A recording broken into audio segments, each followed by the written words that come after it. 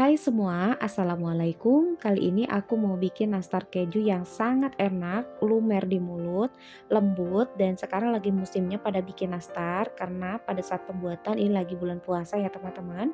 Jadi buat kalian yang mau bikin, simak videonya sampai selesai ya. Yang belum subscribe silahkan dipencet dulu tombol merahnya dan aktifkan bel notifikasinya supaya tidak ketinggalan video selanjutnya.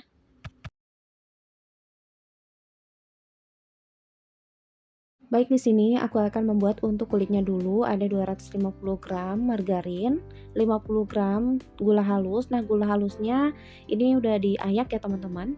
Aku aduk manual aja seperti ini. Jika teman-teman mau menggunakan mixer juga bisa banget. Tapi aku lebih memilih pakai whisker atau diaduk manual aja seperti ini.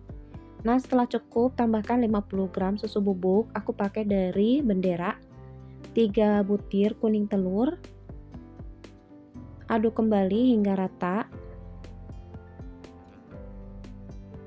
Kalau teman-teman mengaduk pakai mixer, jangan terlalu lama, asal tercampur aja. Karena kalau misalnya terlalu lama, nanti pada saat pemanggangan akan melebar gitu teman-teman. Dan masukkan untuk bahan kering lainnya, ini aku pakai tepung terigu dari Kunci Biru merek Bogasari sebanyak 370 gram.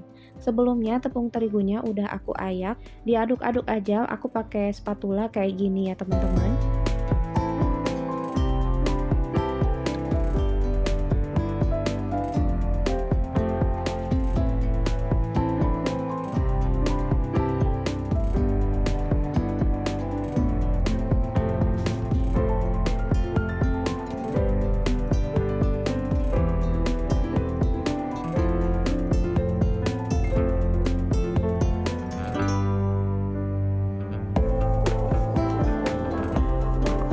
Nah, bahan kulitnya udah lembut, menurut aku ini udah cukup. Kalau misalnya mau menggunakan tangan dalam keadaan terbuka juga bisa, tapi jangan terlalu lama ya teman-teman, karena khawatirnya akan mencairkan si margarin tadi. Lanjut tambahkan 100 gram keju parut, karena ini judulnya nastar keju, jadi aku masukkan keju parutnya ke dalam adonan kulitnya seperti ini. Kemudian diaduk lagi hingga kalis.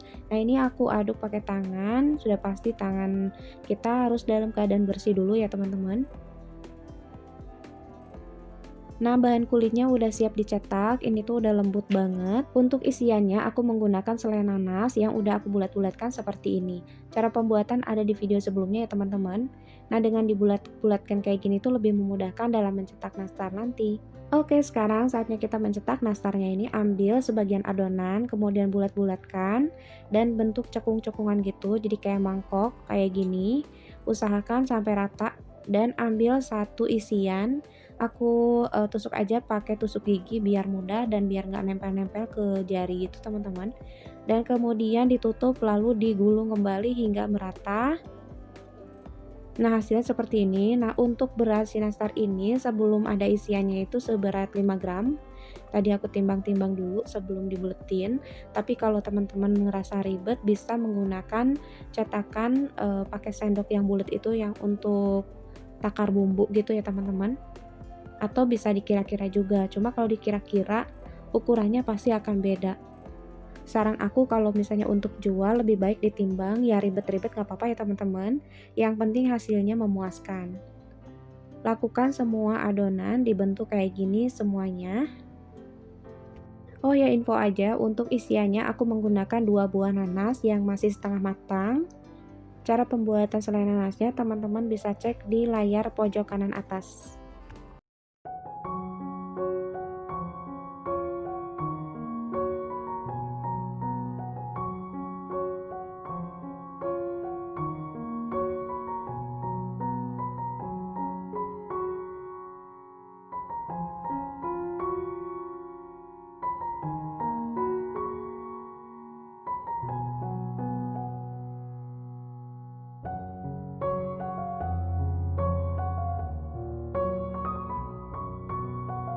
Alhamdulillah udah selesai semuanya ya teman-teman. Untuk isiannya lumayan ada sisa sekitar 7 butir.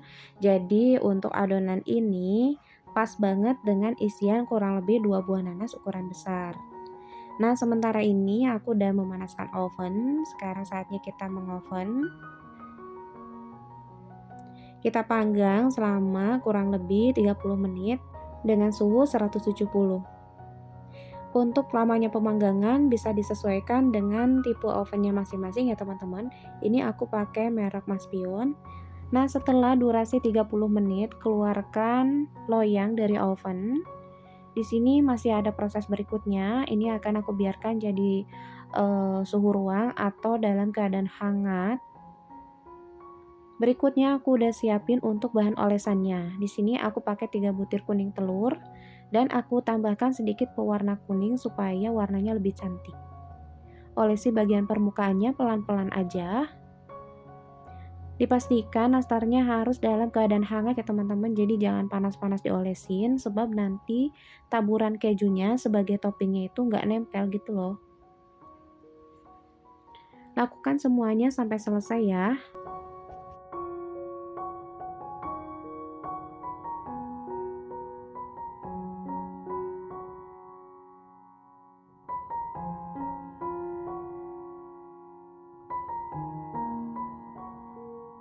Untuk menghasilkan warna yang cantik dan bagus, diolesinya 2 kali atau bisa juga 3 kali ya teman-teman.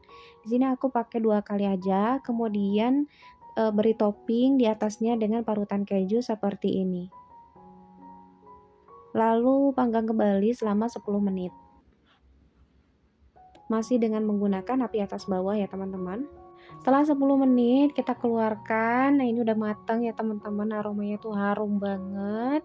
Terus, di sini aku ganti dengan loyang berikutnya. Kalau misalnya teman-teman mau memanggang dalam waktu yang bersamaan 2 loyang sekaligus bisa aja sih ya teman-teman, tapi aku udah pernah nyoba itu matangnya nggak maksimal. Jadi harus digusar geser gitu atau dipindah tempat, yang bawah ke atas, yang atas ke bawah kayak ribet gitu. Jadi aku pakainya satu loyang aja gitu, main aman aja gitu teman-teman. Tapi ini tergantung teman-teman kemudahannya gimana.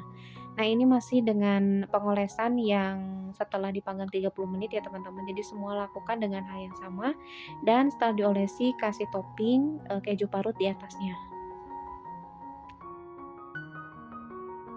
Amazing banget teman-teman, warnanya cantik, aromanya harum, dan rasanya udah pasti enak banget.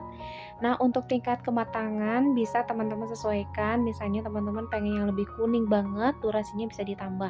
Ini aku pakai 2 versi sedikit ya, jadi waktunya itu ada selisih sedikit karena memang ada request dari pak suami dan dari anak juga gitu ya. Jadi ada yang suka kuning banget, ada yang sukanya begini gitu. Jadi ya udahlah aku sesuaikan aja.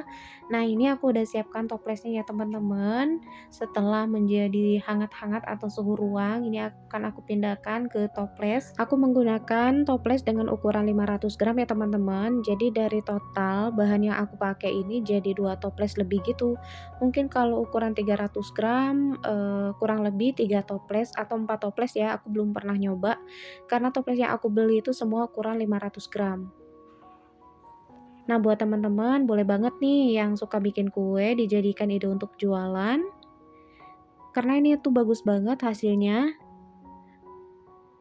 Olesan kuning telurnya tidak pecah, rasanya lumer, enak, empuk, dan lembut. Oke teman-teman, semoga kalian suka. Jangan lupa like, comment, share, and subscribe. Dan sampai ketemu di next video. Assalamualaikum warahmatullahi wabarakatuh.